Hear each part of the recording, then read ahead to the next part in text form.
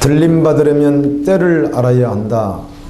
들림받으려면 때를 알아야 된다. 이런 제목으로 말씀을 드리겠습니다. 예수님께서 무리들에게 이렇게 말씀합니다.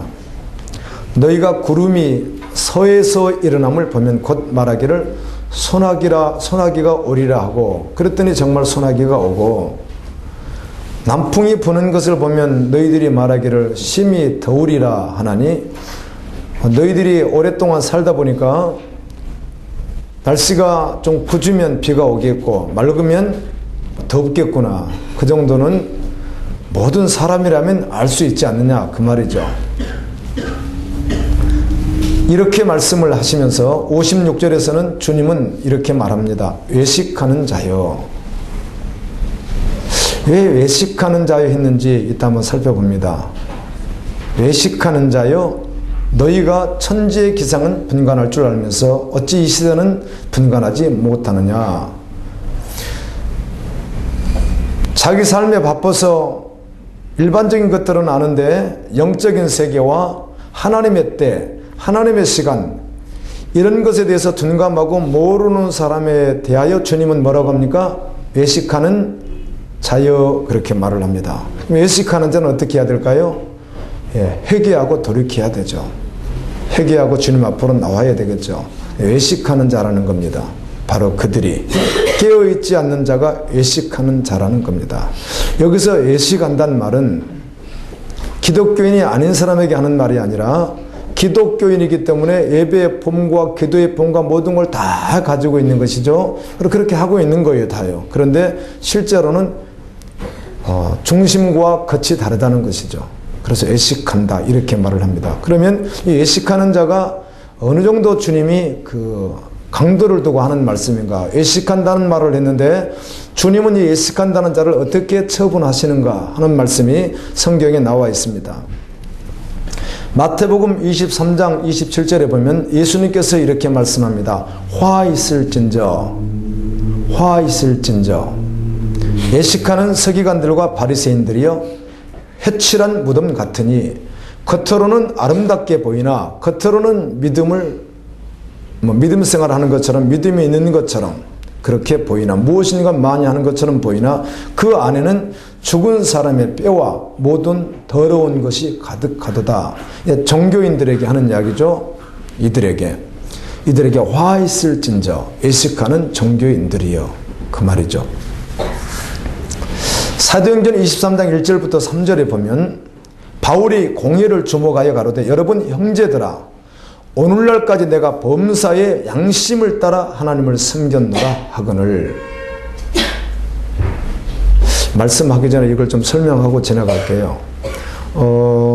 특별히 늘 그래왔지만 한 2주 정도는 주님이 저를 이렇게 만지시는 것 같아요. 2주 정도는.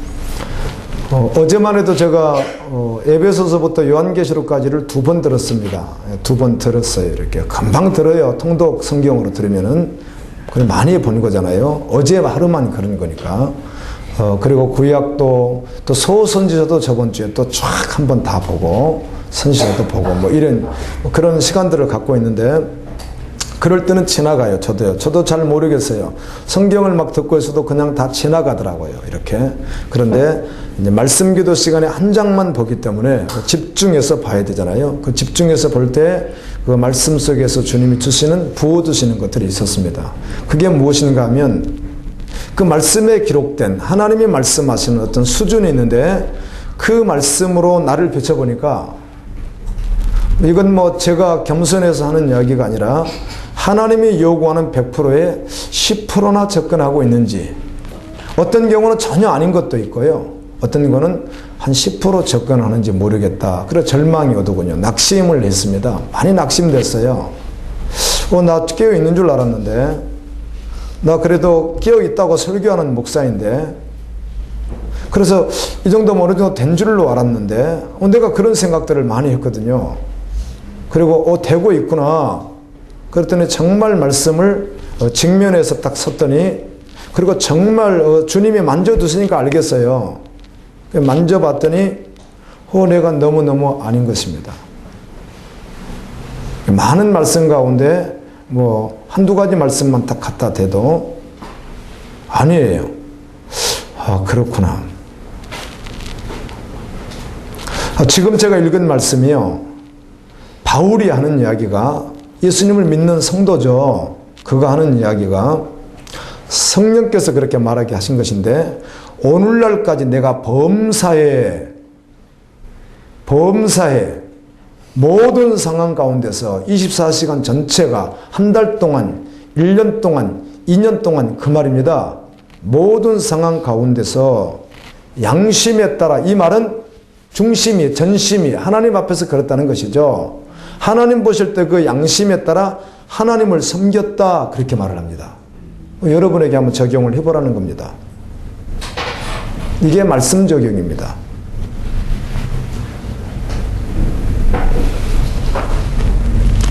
범사 이렇게 말하지 않고 간혹 그랬다 그러면 좋겠는데, 범사에 그랬다고 하니까 할 말이 없어지잖아요.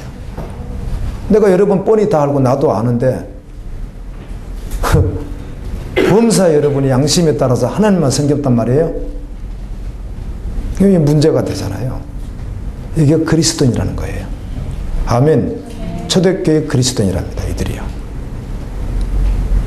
이런 이제 말씀들을 볼 때마다 이제 낙심이 오는 거예요. 왜 나는 안 될까? 왜 나로서는 안 될까? 그리고 주님 은혜 달라고 막 그냥 구해요. 그랬어요. 아멘.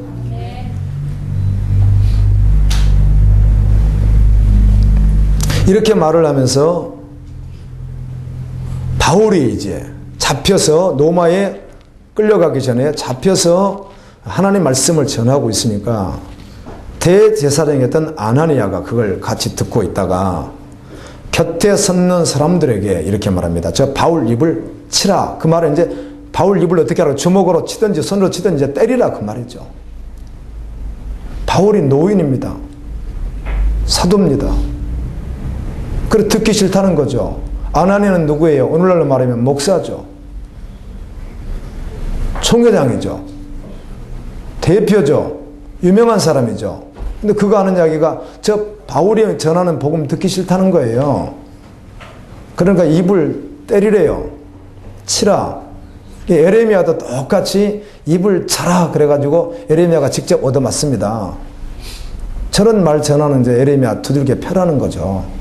왜 지금 평화의 시대에 주님 복 주시는데 저런 말을 하느냐 이거죠. 그랬더니 바울이 하는 이야기가, 그렇게 말하면 겸손하게 맞고 가만히 있는 게 아니라, 제사장이 그렇게 말을 하니까 바울이 하는 이야기가 해칠한 담이요. 아나니아를 향해서 그러는 거죠. 해칠한 담이요. 하나님이 너를 치시리로다. 이 말은 화가 나니까 반사작용에 의해서 자기 감정을 이렇게 노출하는 게 아니고, 아멘. 하나님의 영에 붙들림 받아요. 하나님 말씀을 전하는 것입니다. 아멘. 우리가 보통 화내는 거하고는 좀 다르죠. 해칠한 무덤이요, 하나님이 너를 치시리로다. 이렇게 말합니다. 에스겔서 13장 봤더니 여호와의 말씀이 에스겔에게 임하여 가라사대, 인자야, 너는 이스라엘에 예언하는 선지자를 쳐서 예언하되, 목사, 선교사 이 사람들을 쳐서 예언하되, 너희 마음에서 나는 대로 예언하는 자에게 말하기를, 너희 제발 하나님 말씀 좀 들어라, 이렇게 전하랍니다. 주 여호와의 말씀에 본 것도 없으면서, 실제 되지도 않았으면서 자기 마음에 따라 예언하는 우미한 선지자에게 화 있다고 전해라, 그러는 거예요. 그래서 선지자들 너에게 화 있다, 이렇게 전하라는 거예요. 그리고는 이스라엘아, 이제 백성들에게 전하라는 거예요. 이스라엘아, 너희 선지자들은, 너희 목회자들은 황무지에 있는 여우 같다, 그렇게 전하라는 거예요. 예레미야에게. 그리고 계속 연결하시면서 하나님께서 그들을 칠 것이다. 이렇게 칠 것은 그들이 내 백성을 유혹하여 평강이 없으나 평강이 있다 함이라. 혹이 담을 쌓을 때 그들이 해치를 하는도다. 평강도 없는데 평강이 있다고 하고 종교의식만 가지고 있는 그들이 자꾸 담을 막 쌓아내는 것. 담을 쌓는다는 건 무엇이죠? 세상적으로 축복이다 그 말입니다. 이 교인들이 담을 쌓아요. 그 말은 견고하게 한다는 것이죠. 삶이 윤택해진다는 거예요. 그럼 거기다가 뭘 칠해줘요? 예, 그림을 그려줘. 요즘에 그 제주도나 농촌 같은데 이런데 벽 같은데 가면 요즘에 막 그림을 옛날에는 그런 상막했던 회색 벽에다가 그림 칠하니까 참 이쁘잖아요. 그렇게 그림을 막 그려준다 그 말이죠. 당신 잘했어. 잘했다고 이렇게 해준다는 것이 누가? 예, 목회자들이 그런다는 거예요. 성도들이 여전히 제장아치인데 잘 되고 있다. 차도 샀다. 집도 샀다. 장사도 잘 된다. 아, 그래? 해칠까지 해준다는 것이죠. 그 말을 하는 것이죠. 그러므로 나 주 여호와가 말하노라. 내가 분노하여 폭풍으로 열파하고 내가 진노하여 폭우를 내리고 분노하여 큰 우박덩이로 해멸하리라. 계속 하나님이 분노하셔서 심판하시겠다.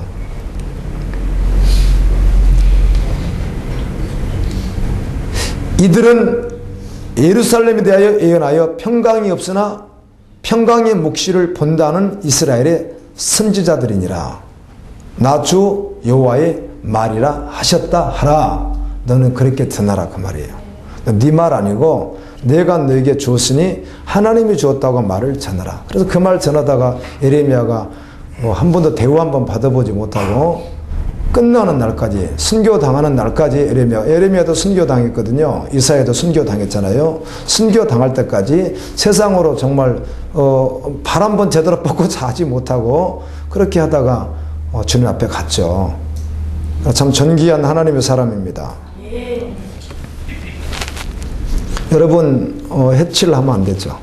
이게 예식하는 자라는 거죠. 누가? 때를 모르는 자가. 잘 모르겠어요. 주님 지금 때가 정말 목사님이 마지막 때 그래서 마지막 때인 것 같은데 잘 모르겠습니다. 괜찮습니다. 가장 중요한 건 내가 주님 앞에 믿음으로 끼어 있으면 되는 거예요. 지금도 죽을 준비가 되어 있고 지금도 이삭을 모리아산에 바치려면 바칠 준비가 되어 있고 아멘. 그걸 같이 적용하면 할 말이 없어지죠. 우리가 그렇게 깨어 있으라는 거죠. 그러면 예식하는 자가 아니라는 거예요. 요한계시록 9장 15절에 보면 네 천사가 놓였으니 그들은 그 연월일시에 이르러 사람 3분의 1을 죽이기로 예비된 자들이더라. 천사들이 이렇게 있는 걸 봤어요. 요한이 보았더니 주님께서 말씀해 주시는 것이죠. 천사를 통해서 연월일시가 정해져 있는데 아무도 모른다는 것이죠. 그때 주님 오시기 직전에 일어날 일들 가운데 그리고 또 들림받고 난 이후에 일어날 일들 가운데 3분의 1이 그냥 하루아침에 죽게 될 거라는 거예요. 지금 그건 준비되어 있고 카운트다운 되었습니다. 아멘. 그렇다는 거예요. 연월시가 정해져 있죠. 주님 오시는 날이 우리는 알 수 없습니다. 근데 그때가 매우 가까웠다는 것입니다. 누가복음 17장에 보면 예수님께서 이렇게 말씀해요. 내가 강림하는 날에 내가 오는 날에도 이러한 일들이 이와 똑같은 일들이 땅에서 일어날 것이다 라고 말씀하며 그 일이 어떤 일이라고 말해줬습니다. 27절에 노아가 방주에 들어가던 날까지 사람들이 먹고 마시고 장가들고 시집가고 있더니 홍수가 나서 저희를 다 멸하였으며 또 노새 때와 같으리니 사람들이 먹고 마시고 사고 팔고 심고 집을 짓더니 롯이 소돔에서 나가던 날에 하늘로서 불과 유황이 비오듯 하여 저희를 멸하였느니라. 인자의 나타나는 날에도 이러하리라. 아멘. 그렇게 말씀했어요. 예수님께서. 내가 나타날 때에도 노아 때와 노새 때와 똑같이 사람들이 여전히 믿음으로 반응하지 않는 사람들이 그렇게 살고 있을 것이다. 그런데 생각지도 못하는 바로 그때 임할 것이다. 노새철을 생각해라. 노새철을 기억해라. 마지막 구원받는 찰나에 마지막까지 천사의 소리를 듣고 마지막까지 믿음으로 반응해야 될 것을 마지막 순간에 마음 한번 딱 돌이켜서 그는 어때요? 저주받고 말잖아요. 그래서 너희들, 이게 지금 누가 하시는 말씀이에요? 예수님이에요. 예수님이 하시는 말씀이에요. 내가 너희에게 이르노니 그 밤에 두 남자가 한 자리에 누워 있음에 하나는 데려감을 당하고 하나는 버려둠을 당한다. 두 여자가 함께 매를 갈고 있음에 하나는 데려감을 당하고 하나는 버려둠을 당한다. 저희가 대답하여 가려 주여 어디 오니이까? 가라사대 죽음 있는 곳에는 독수리가 모인다.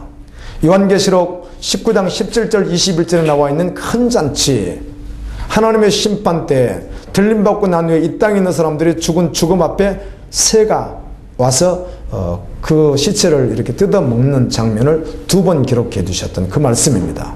이런 날이 반드시 온다는 것이죠. 여러분, 이 시대는 악하고 음란합니다. 정말 음란해요. 잘 몰라서 아닌 줄 알아요, 사람들이. 교회 안에 간음으로 가득 차 있습니다. 우리 교회는 하도 이런 말씀을 들으니까 얼마나 변화됐는지 모르겠어요, 여러분들이. 일반 교회는요, 청년들, 중고등부 학생들, 간음이 그냥 그건 그냥 간음 자체입니다. 직분자들 형편없습니다. 목회자들 아무도 믿을 놈 없습니다.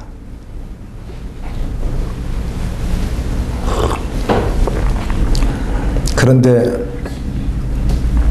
다 어제 있었던 일 오늘 지나가고 또 회귀했고 되는 줄 알고 다 착각하고 있을 뿐이죠.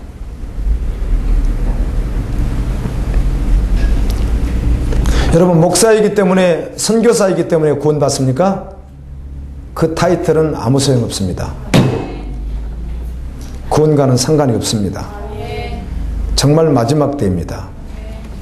때를 주님 말씀하는데, 여러분, 지금은 이제 매체가 발달을 해서 우리가 지구상에서 일어난 일을 좀 바로 이렇게 볼 수가 있어서 그렇기도 하지만 과거에는 그렇지 않았잖아요. 세계적으로. 지금 동성연애 결혼 합법화가 얼마나 그 나라마다 진행되고 있습니까? 이런 일이 과거에 없었던 일이에요. 아멘.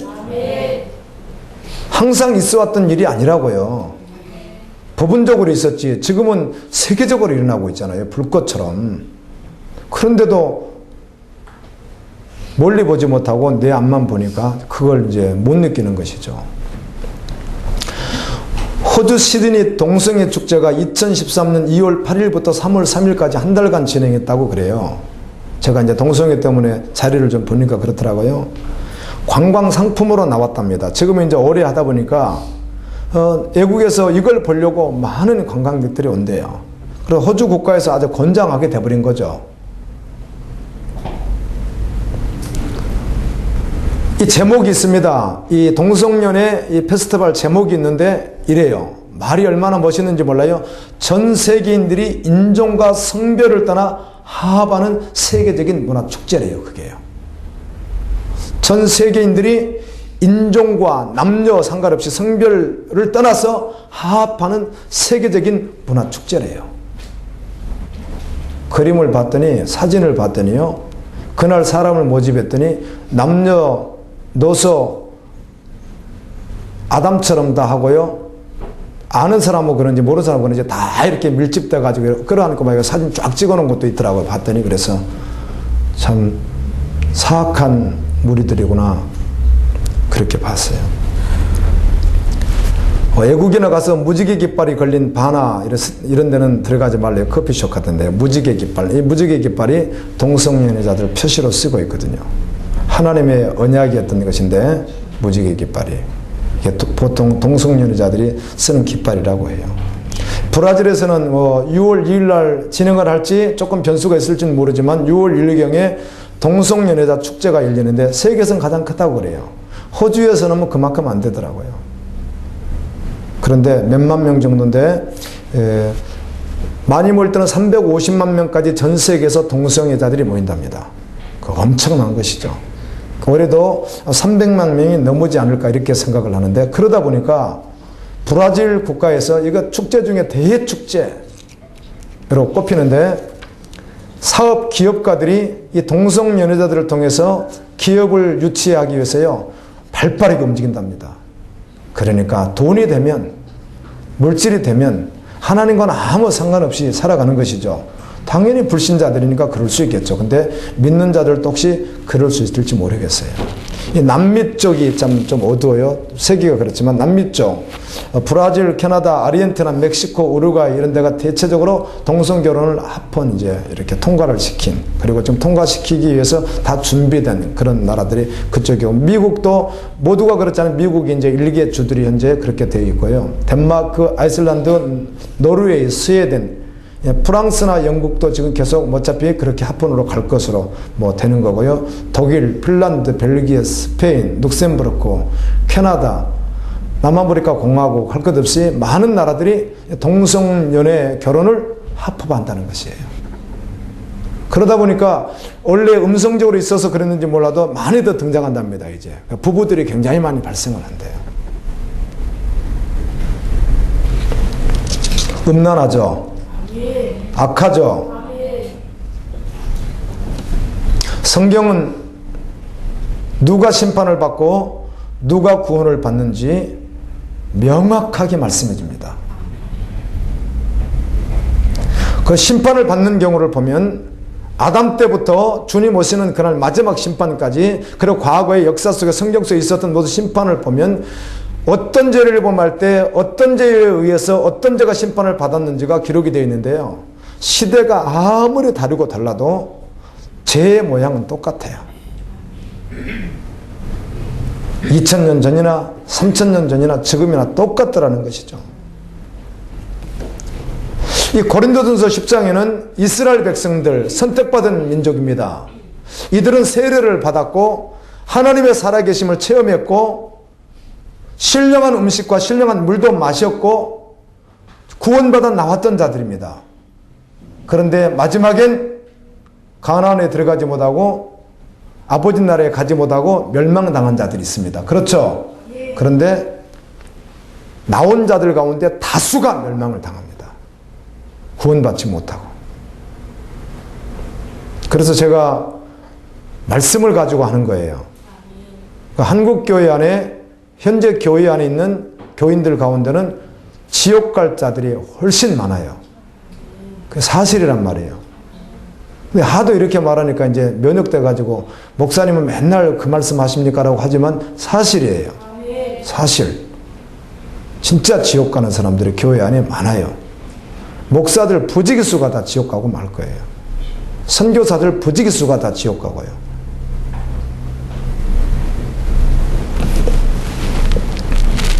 그 이들의 죄가 있습니다. 그게 뭔가 하면 우상숭배였습니다. 우상숭배. 여러분 우상숭배에 대한 말씀을 많이 들었죠. 우상숭배는 자아숭배이고 사탄숭배이다. 현대판 우상은 여러 가지 모습으로 나타날 수 있어요. 현대판 우상이 무엇인가? 그건 권력을 더 앞세우는 사람, 그 장신 깊이 들어가면 권력에 대해서 사모하는 사람을 말하는 거죠. 믿는 자는 권력 사모하지 않습니다. 자리가 주어지면 그곳에 대해서 주님을 섬길 뿐이지. 아멘. 그거를 위해서 양심을 속이면서 나가진 않습니다. 돈입니다. 돈. 11조도 안 오는 사람은 우상숭배자가 아니라 그 사람들은 웃기는 사람들입니다. 신앙이 뭔지도 모르는 사람들입니다. 돈을 자기를 위해서 쓰려고 준비하는 거니까. 뭔가 모르게. 주를 위해서 쓰임받아야 돼요. 아멘. 주님을 위해서요. 소유, 자기가 가지려고 하는 소유들이요. 사람에게 인정받으려고 하는 거. 여러분 사람에게 인정받으려고 하는 거 아니에요, 우리는요. 아멘. 복음 증거를 위해서 방해받지 않기 하여 그게 필요한 것이지 사람이 인정을 원하지 않습니다. 그거 원하는 게 있으면 직장에서 어디서나 그게 우상이란 말이에요. 사람들의 좋은 나에 대한 어떤 그 평판들, 이걸 듣고 싶어 하는 사람. 복음을 위해서 복음을 가리지 않기 위해서 필요한 것이지 그 자체가. 그래서 좀 고상하다고 하는 사람들, 어떤 직업이 고상하다는 직업이 뭔지는 모르겠지만 그런 분들 보면 이렇게 사람 기분을 먼저 맞추는 사람들이 있습니다. 이 사람들 착각하고 있는 것입니다. 아멘. 한 번이라도 더 말씀 듣기 위해서 그 영혼 살려야지. 사람 기분을 맞춰요? 다음에 잘해보려고요? 언제 다음이 있어요, 우리에게요? 아무도 알 수 없는 것을. 그건 인간의 생각일 뿐이죠.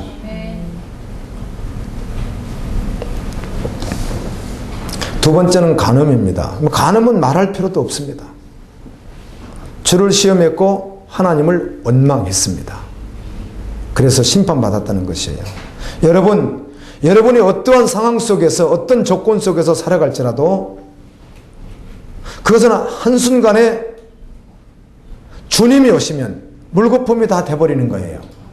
아멘. 여러분이 어떤 상황, 어떤 환경에서 어떤 권력을 가지고 어떤 돈을 가지고 어떤 소유를 가지고 어떤 안정을 취하고 어떤 사람들로부터 좋은 평판을 받았을지라도 주님 오시면 다 끝나버리는 거예요. 주님은 안일함과 일락과 세상을 쫓는 자들을 기뻐하지 않아요. 그래서 믿는 자가 평안하려고 하는 거 주님이 기뻐하지 않는다고요.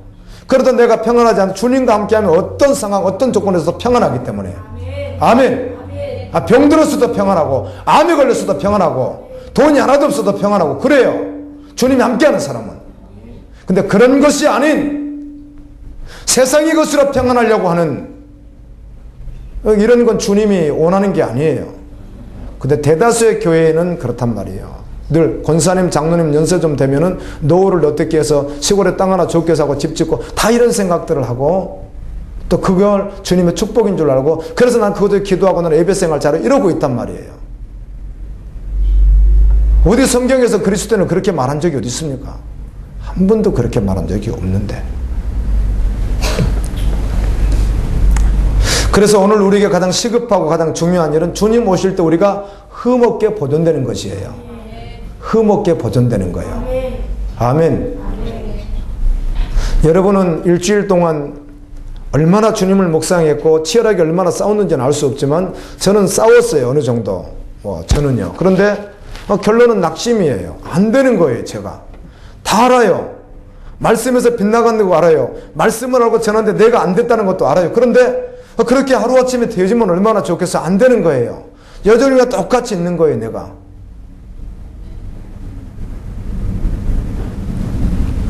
주님에 대한 간절함만 있습니다. 아멘. 주님이 해주십시오. 주님 좀 저를 좀 만져주십시오. 나에게 좀 그런 은혜를 좀 정말 주십시오. 그런 간절함이 있죠. 나로는 안 되니까.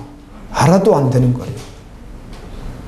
근데 모르고 있는데 성도들이 자기가 어떻게 하고 있는지도 알아도 안 되는데 묵상이 더 잘 안 되는데요. 치열하게 말씀 앞에 서도 잘 안 되는데요.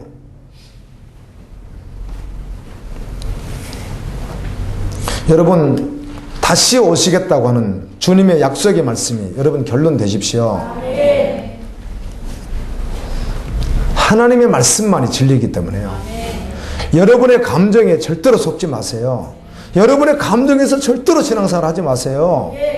그건 완전한 마귀에게 속는 거예요. 신앙생활은 감정으로 하는 게 아니에요.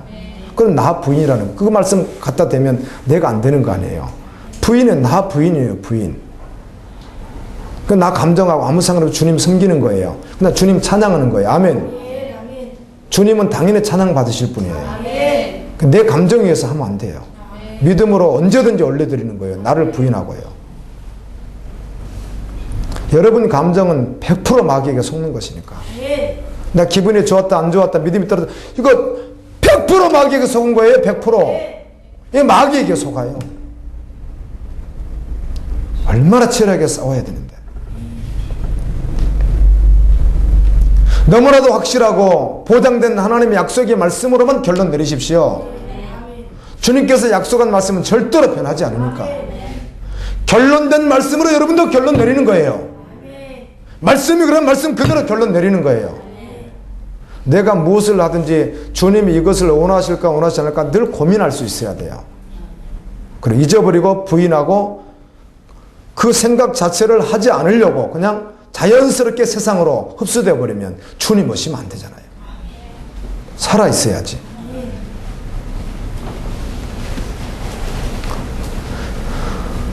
믿음으로 산다는 것은 긍정의 힘이나 적극적 사고방식 그런 게 아니에요. 말씀으로 산다는 것이에요. 이 수단 정부는 교회를 새로 건립하는 것을 불법으로 법을 정했습니다. 안 된다는 것이죠. 이제 그렇게 하면. 그 나라에서 말씀을 전가해야 될 목회자들은 흠나는 삶을 살아야 되는 것 정말 불보듯 뻔하잖아요. 무슬림권에 있는 기독교인들이 핍박이 너무너무 심합니다. 특히 어린 소녀들의 고통이 이루 말할 수가 없습니다. 이곳에서 예수님을 믿으려면 엄청난 대가 지불을 해야 됩니다. 지금 그렇습니다.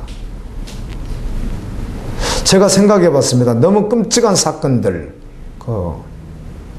긴급기도를 통해서 너무 끔찍한 사건들을 보면서 무슨 생각을 했냐면, 주님은 왜 그런 끔찍한 일들을 허용하십니까? 왜 이러한 잔인한 대우를 주님의 자녀들에게 받게 하십니까? 너무너무 잔인한 대우를 왜 받게 하십니까? 좀 평안하게 예수 잘 믿고 세상에도 조금 이렇게 평안하게 있다가 주님 오셨을 때 가면 얼마나 좋아요. 그런데 그들이 우리 한국에서는 한 번도 경험해 보지도 못하고 우리가 경험해 보지 못한 생각도 못한 그런 끔찍한 일들이 일어나고 있거든요. 믿는다는 이유 때문에. 주님 왜 그렇게 하십니까? 아무리 이해가 되지 않아도 말씀으로 결론 낼 수밖에 없는 거예요. 의를 위하여 핍박을 받는 자는 복이 있나니. 아멘. 어떡하겠어요? 주님이 그렇게 말씀하시는데요. 주님 나라가 영원하기 때문입니다. 할렐루야.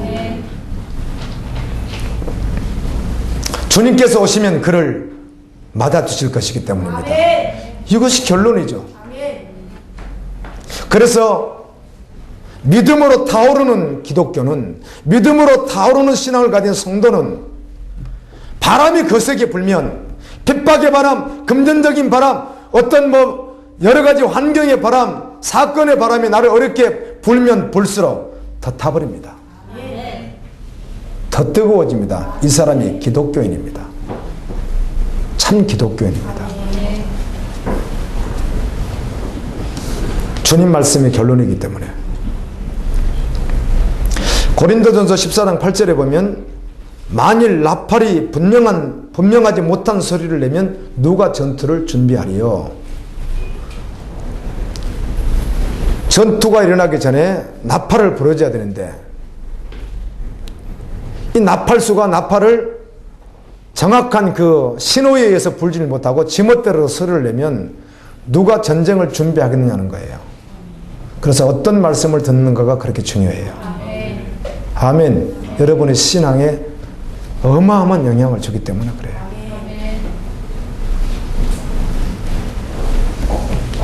에스겔서 13장 4절 5절에 보면 하나님께서 이렇게 말씀해요. 이스라엘아, 너의 선지자들은 항무지에 있는 여우 같으니라. 너희 선지자들이 성 무너진 곳에 올라가지도 아니하였으며 이스라엘 족속을 위하여 여호와의 날에 전쟁을 방비하게 하라고 성벽을 수축하지도 아니하였느니라. 이 선지자들이, 백성의 영혼을 맡은 선지자들이 성벽이 무너졌는데, 영적으로 무너졌는데 여기에 대해서 관심이 없고, 전쟁이 준비되고 있는데, 마지막 때가 준비되고 있는데 이걸 수축하기 위해서 준비하지 않는 거예요. 괜찮다는 것이죠.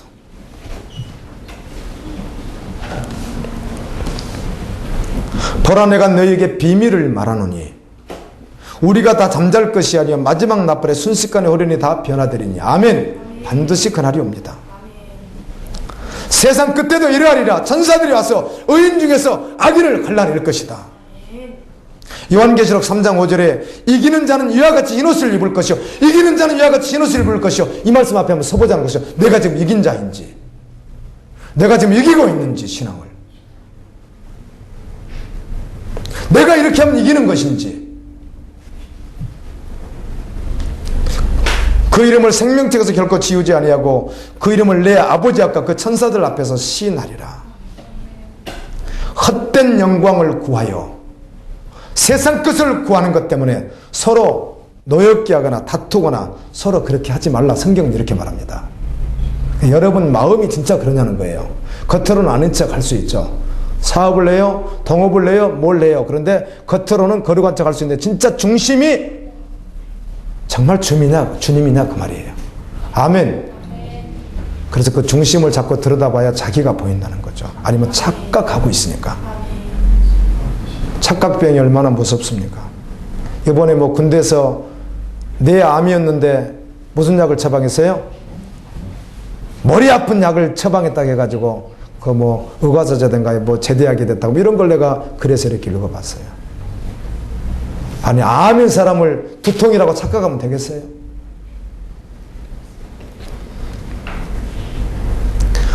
이 말씀 한 번 더 제가 읽습니다. 제가 많이 부딪힌 말씀입니다. 저번 주에. 나와 같이 모든 일에 예수님이죠. 예수님과 같이. 아멘.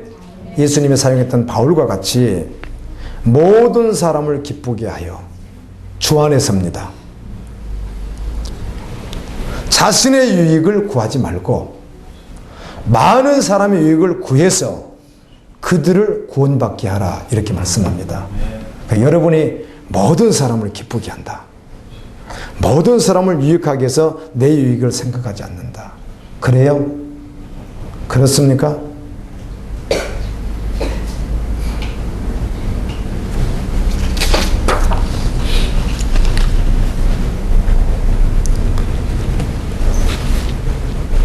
예수님을 믿는 사람은 삶의 첫 번째가 예수님입니다. 아멘. 절대로 이로 옮겨지지 않습니다. 중심이 절대로 흔들리지 않습니다. 가치관이 완전히 바뀐 사람입니다.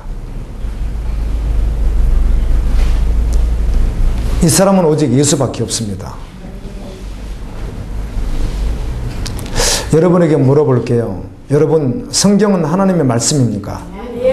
정말 그래요? 하나님의 말씀은 천지는 없어질전정 정말 그대로 이루어집니까? 그래서 말씀만이 결론이에요. 여러분 체험도 아니에요. 여러분의 과거 열심도 아니에요. 말씀으로만 도장 찍어야 되는 거예요.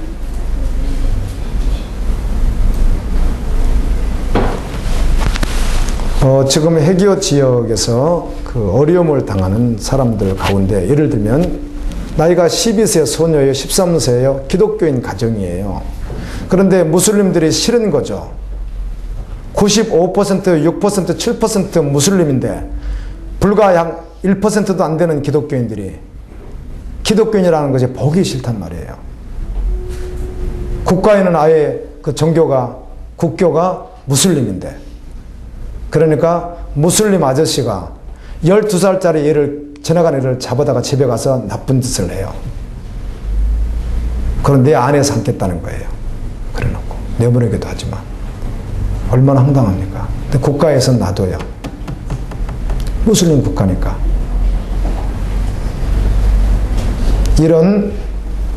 이런 대우를 받으면서도 이런 처참한 환경에 처하면서도 그의 부모나 그의 부모가 예를 들면 나는 그래도 여전히 하나님 말씀을 믿는다고 고백해야 되지 않겠어요? 아멘. 그렇습니다. 여러분 환경과 상황과 아무 상관없이 말씀은 영원한 말씀이기 때문에 그래요.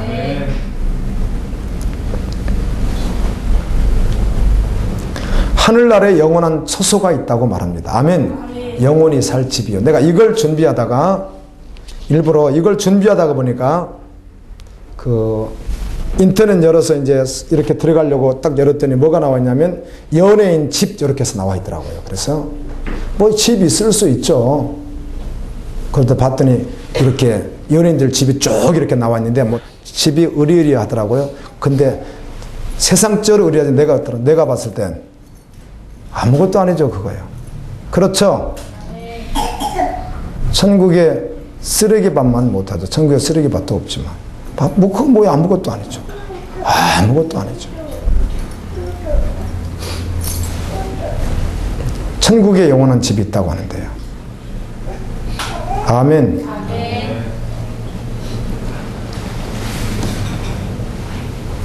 보라 내가 속히 오리니 내가 줄 상이 내게 있어 각 사람이 행한 대로 갚아주겠대요.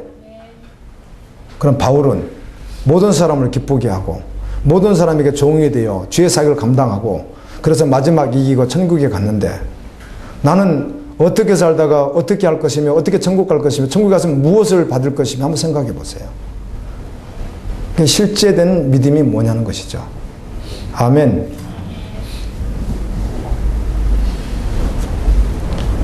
손에 키를 들고 자기의 타작마당을 정하게 하사. 자기의 타작마당입니다. 교회입니다. 교회. 아멘.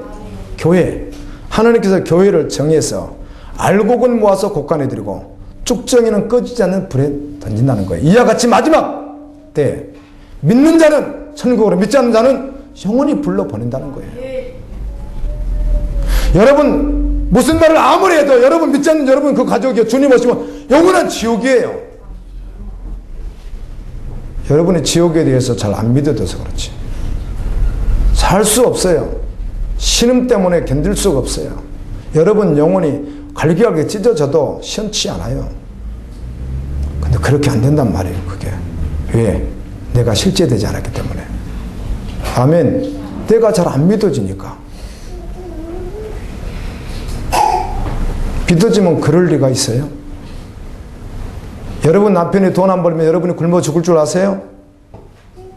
안 굶어 죽어요. 여러분 뭘 굶어 죽어요? 하루 노가다면 쌀 한 포 사면 한 달 먹을 텐데요. 안 굶어 죽습니다. 그냥 괜히 사람들이 불안해서 그렇지. 그렇죠? 근데 믿음보다는 직장 먼저 가라고 여러분 그러고 있잖아요. 지금요. 여러분 믿음이 귀하세요? 여러분 그러다가 내일 주님 안 믿는 거예요. 그러니까 결국은 내일 주님 오실 것 같아. 안 믿는 거죠. 안 믿는 거죠. 안 믿는 거.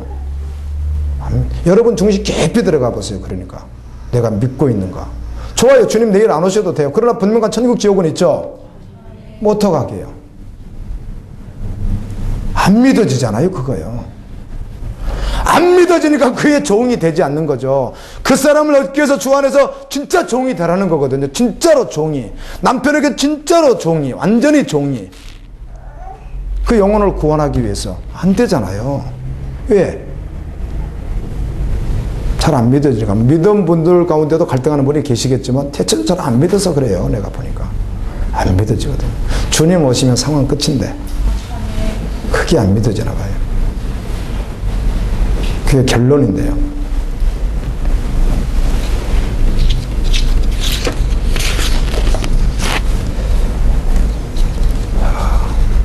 말씀을 맺겠습니다. 누가복음 12장을 보면 한번 서보십시오. 말씀 앞에 큰 그 주제들이 나오는데 한 4가지만 살펴보면 이래요. 첫 번째 주제는 예수님께서 이렇게 말합니다. 저 보시면 됩니다. 12장 길잖아요. 예수님이 이렇게 시작을 해요. 사람 앞에서, 환경 앞에서, 어떤 조건 앞에서도 나 부인하는 행동이나 말하지 말라. 주님이 이렇게 말하는 거예요. 아멘? 어떤 상황이나 어떤 조건이나 어떤 사람 앞에서도 행동으로 말로 나 부인하지 말라. 너희 육을 죽이는 자, 허용해요. 주님께서 잔인하게 육을 죽이는데 허용을 하는 거죠. 그 육을 죽이는 자 앞에서도 나 부인하지 말아라. 나를 부인하면 하나님의 사자들 앞에서 나도 너희를 부인할 것이고 그 가운데서 나를 부인하지 않으면 나도 너 부인하지 않을 것이다. 그 말씀을 첫 번째 합니다. 육은 사단이 죽일 수 있는데 영은 오직 하나님만 하신다는 거예요. 그럼 거기서 사단이 무서워서 육을 살리려고 나를 부인했다면, 행동했다면 네 영과 육이 함께 어디 간다는 거예요? 지옥에 간다는 거예요. 예수님은 그렇게 말씀해요. 이 말씀은 좀 강하니까 안 들은 걸로 할까요? 안 들은 걸로. 안 들은 걸로 해야 돼요. 이런 말씀은요. 강하거든요.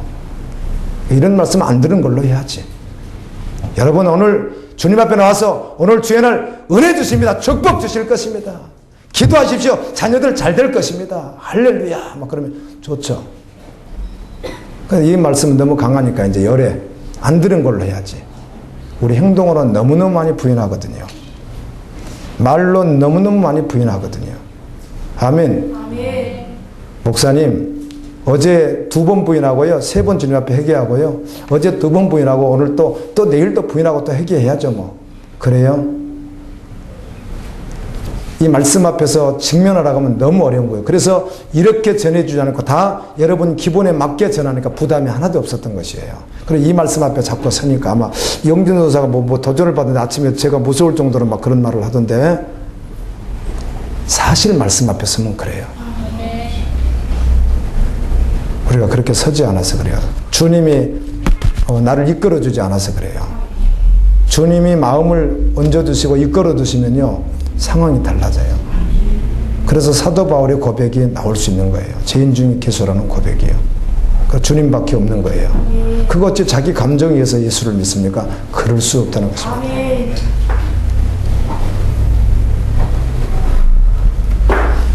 두 번째는 재산 분할 문제입니다. 이걸 주님이 또 이걸 마지막 시대에 말씀하기 위해서 이걸 또 가지고 나왔는데 싫어합니다. 이거는 어떤 형제가 있었는데 동생이 아버지가 물려주신 이 재산을 형이 아마 다 가지고 있나 보죠. 그런데 자기에게 줄 몫을 안 주는 거죠. 예수님에게 그 문제 해결해 달라고 가지고 왔어요. 여러분, 물질 있는 곳에 마음이 있죠. 얘 공부 열심히 하죠. 얘 잘 되려고 하죠. 얘 열심히 살려고 하죠. 여러 가지로 기결시킬 수 있으나 돈이죠. 돈이면 되잖아요. 그런데 우리 같으면 주님께서 이 동생에게 참 너 마음 아팠겠어. 너 힘들지. 아, 너 형이 왜 그러냐. 그래 내가 한번 도움 줄게. 이러셨을 것 같은데 전혀 동문서답입니다. 너 탐심 버려라. 그럽니다. 그럼 말이 안 되는 이야기를 주님이 하시는 것 같아요. 그리고 비유 하나를 가지고 나옵니다. 어떤 사람이 있었는데 농사를 잘 지어서 오늘날 같으면 회사면 회사겠죠. 기업이 너무너무 잘 돼서 기업을 늘려야 되는 거예요. 그래서 어떻게 하다가 창고를 늘렸다는 것이죠. 그래서 주님은 이 비유를 말씀하시면서 이렇게 합니다. 자기를 위해서 그렇게 불리기를 시작하는 그 사람은 자기 영혼에 대해서는 관심이 없는 사람이요. 하나님 나라 관점에서는 어때요? 전혀 반대되는 사람이라는 거예요. 주님이 그렇게 말씀을 해줘요. 주님께서요. 그리고 세 번째 주제는 목숨을 위하여 무엇을 먹을까? 무엇을 입을까? 무엇을 마실까? 염려하지 말래요. 그래서 말씀드렸듯이 무엇을 먹을까? 무엇을 마실까가 꼭 뭐 밥 세 끼 이거 말하는 거 아니잖아요. 무엇을 먹을까도 어떻게 해요? 무엇을 먹을 것인가 아니에요. 오늘 3만원짜리를 먹을 건가 5만원짜리를 먹을 건가 예식을 한다면 10만원짜리를 먹을까 100만원짜리를 먹을 건가 그거 아니에요. 그런다는 것이죠. 우리 흰밥 한 그릇 먹는 그걸 말하는 거 아니잖아요. 마시는 것도 얼마나 품위가 있을 거예요. 마시는 것도 품이 있어야 되잖아요. 자판기 커피 한 잔 마실 것인가 더해져 있는 그 어떤 뭐 이렇게 분위기 있는 곳에 가가지고 한 잔을 몇만 원짜리 마실 것인가 그거 아니에요. 그런 거 하지 말라는 거예요. 아멘. 무엇을 입을까도 마찬가지죠. 무엇을 입을까가 뭡니까? 원만입니까? 옷을 얼마짜리를 입을 것인가? 얼마나 고급스럽게 입을 것인가? 집은 얼마나 고급스러운 걸 할 것인가? 인테리어는 얼마나 고급스럽게 할 것인가? 산을 얼마나 고급, 다 그거 아니에요. 그런 거 하지 말래요, 주님은요. 하지 말래요. 필요하면 너가 필요하다면 내가 주기는 하겠다. 내가 필요하니까. 그러나 그렇게 하지 말래요. 그럼 구하지도 말래요. 그럼 깨어있으래요. 생각지 않는 날에 내가 올 테니까 너희들 깨어있어서 그거 하지 말래요. 그리고 네 번째가 오늘 시대를 분간하라 이 말씀을 주신 거예요. 그러기 때문에 너희들은 시대를 분간해라. 그래 깨어있으라. 종이 길을 떠나기 위해서 주인의 일을 하기 위해서 너덜너덜한 옷을 수스리고 그리고 허리띠를 안전히 졸라매고 먼 길을 가야 되면 보따리도 있어야 되고 지팡이도 하나 필요하기 때문에 허리띠를 졸라매고 다 준비를 하고 지팡이를 딱 준비해서 이렇게 서 있는 사람과 같이 나를 기다리고 있으래요. 예수님 이 말씀은 2000년 더 됐어요. 아주 식상할 정도예요. 어째 오늘 말씀이 아니니까. 그러면 항상 이렇게 있으란 말이에요. 예수님 중심이 그래야 된다는 거예요. 아멘. 중심이요. 아멘. 아멘. 중심이 그래야 된대요. 언제나 그래야 된대요. 언제나 그렇게 선택해야 된다는 거예요. 이 말씀 앞에 섰을 때 내가 너무너무 아니라는 것을 느끼게 된다는 거예요. 저는 정말 느꼈는데 안 되더라고요. 24시간을 제가 한번 점검해 봤습니다. 와, 사도 바울은 주님의 제자가 되어 말씀을 전하고 말씀을 쓰고 그냥 간절히 다 아플 정도로 다니면서 복음을 전하고 서바로로 갔다가 뭐 빌립보로 갔다가 고린도로 갔다가 에베소로 갔다가 하나님 찾아가서 생명을 구원하고 막 그랬더라고요, 바울이. 그럼 난 목사니까 그렇게 해야 되잖아요. 그렇죠? 근데 24시간 점검해 봤더니 너무 엉망인 거예요. 아, 내가 이렇게 하지 않아야 되는데. 근데 그 이튿날 보니까 또 똑같이 내가 하고 있더라고요, 시간을. 내가 이렇게도 안 되는가. 겨우 한다는 게, 원래 그렇게 복음을 열심히 전하고 겨우 한다는 게, 그래도 길거리 가는 사람이 복음이라도 좀 전해야지 해가지고 또 전했다는 거 아니에요. 어제도 아내하고 같이 가다가 어떤 53세 남자에게 또 복음 전하고, 그냥 그 정도. 세상이 얼마나 그 바울하고 비교하니까 말이 안 되는 짓을 내가 하고 있잖아요. 말이 안 되는 짓을. 복음 전해야 됩니다. 주님의 마음을 알면 멸망당하는 그들을 위해서 이 아픔이 있어야 됩니다. 증거해야 되는데 또 그건 또 두 손 딱 치고 있지 뭐. 근데 성경 말씀에 그런 구절 나오면 이제 다 이제 안 들은 걸로, 안 본 것으로 하는 거죠. 이렇게 하는 거예요, 우리가.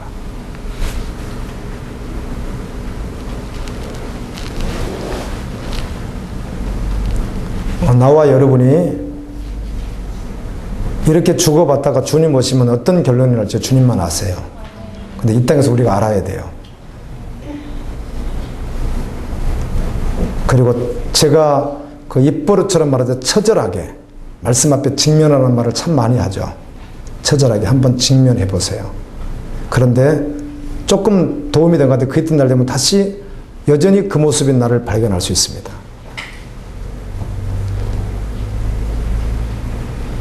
자, 여러분하고 저하고 비교하고 맞추게 보세요. 저 보세요. 저는 목사죠. 그러니까 우리 갈보리교회에서 예배를 제일 잘 드리는 사람이 누구예요? 아니, 잘 드린다는 게 아니라 시간을 꼭 참석하는 사람이 누구예요? 교회에 제일 많이 있는 사람이 누구예요? 나는 예배를 안 드리고 이러진 않을 거 아니에요. 그렇죠? 보통 믿는 사람이 해야 될 기본적으로 내가 안 할 리가 없잖아요. 그런데 그런 내가, 그렇다면 어떤 면으로 여러분보다 내가 더 모범이라는 것인데, 그런 내가 주님 말씀 앞에 서봤더니 바울하고만 비교해봐도요, 힘이 안 되는 거예요. 아닌 거예요. 내 구원마저도 준비해야 될 만큼 답답해지는 거예요. 여러분은요? 천국 가서 여러분이 나하고 같은 집에 살 거 아니잖아요. 여러분은요?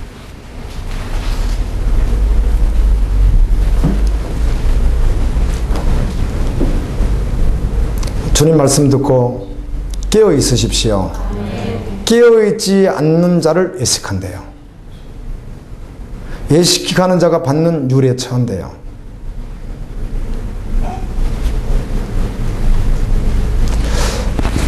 고민을 많이 합니다. 이번 주는 무슨 설교를 할까? 수요일 날은 무슨 설교를 할까? 철회는 무슨 설교를 할까? 오후는 무슨 설교를 할까? 이런 대표적인 이런 예배들 고민을 제가 계속해요. 특별히 주일날 예배, 낮 예배가 아무래도 한 번이라도 더 오는 날이기 때문에 고민을 많이 합니다. 좀 부드럽게 어떻게 할 수 없을까? 이분들에게 전혀 스트레스 받지 않는 어떤 방법이 없을까? 막 여러 가지 생각을 하는데 또 말씀 전하면 또 이렇게 하더라고요, 제가요. 저도 답답해요. 아무리 생각해도 여러분이라고 말하지 않을게요. 한국교회 교회 안에 구원받은 자가 너무너무 없다는 것입니다. 아멘. 진짜거든요. 사실이거든요. 무엇으로 압니까? 말씀으로 보니까 그래요. 13장에 보면은 그렇게 시작해요. 회개에 대해서 말하면서 망대가 무너져 죽은 모든 사건들 다 이야기하시면서 주님이 그들이 너희들보다 죄 많아서 그렇게 멸망당한 줄 알아? 너희들도 회개하지 않으면 그 말을 계속 반복합니다. 진실로 회개하지 않으면 너희들도 그렇게 똑같아요. 너희들도 똑같아. 계속 그렇게 말을 해요. 뭐 하지 않으면? 회개하지 않으면. 진짜 회개는 무엇이라겠어요? 주님과 함께 십자가에 죽고 함께 살아서 완전히 돌이켜서 주님의 생명으로 가는 자가 회개한 자예요.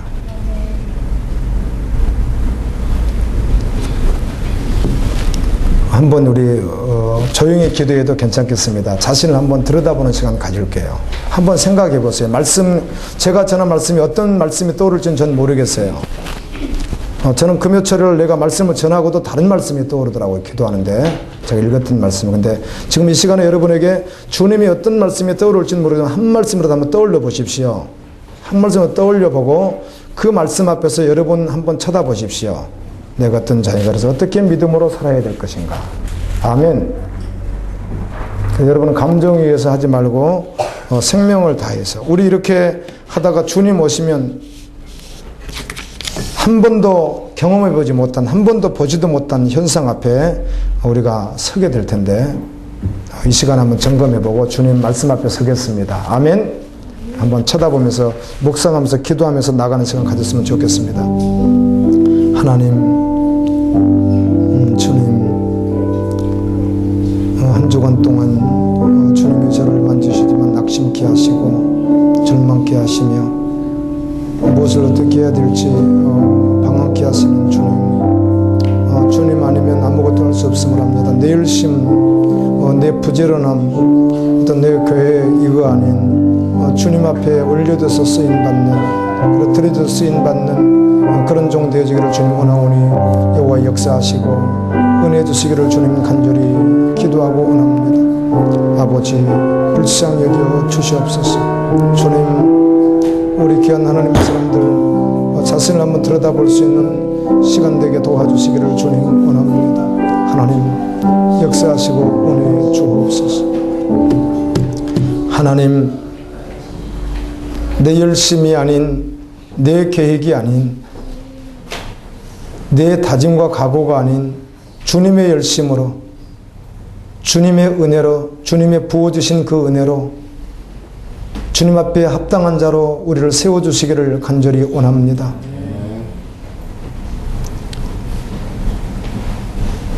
우리 감정과 기분에 의해서 우리 마음이 기뻐하기도 하고 슬퍼하기도 하고 낙심되기도 하는 그런 삶 속에 있지만 주님, 다 뛰어넘어 오직 예수 생명으로만 반응하며 주님을 기다리는 신부로 살아갈 수 있게 역사해 주시기를 원합니다.